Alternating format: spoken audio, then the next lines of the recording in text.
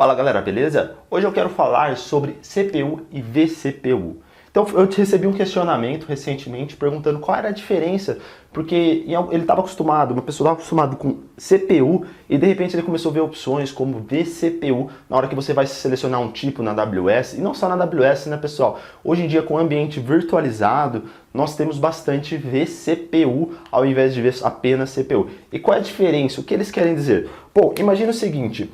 Quando você vai selecionar um servidor que ele está em um ambiente virtualizado, a opção que vai aparecer para você é de vCPU. A vCPU é uma Virtual CPU. E o que seria essa Virtual CPU? Imagina o seguinte, mesmo um servidor que ele seja virtual, ele roda dentro de um servidor físico. Então imagina que a gente tem um servidor físico aqui.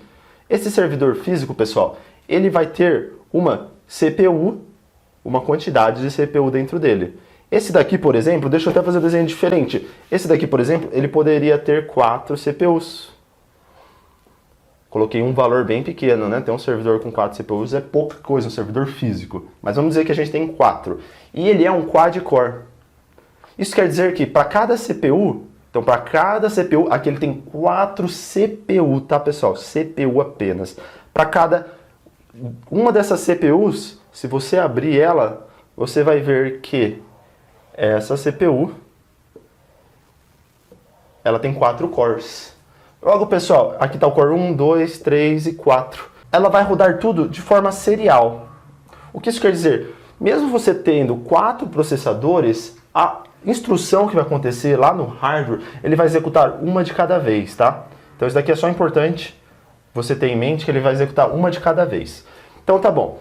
E cada uma delas, pessoal, aqui é uma vCPU. Então, isso daqui é uma vCPU.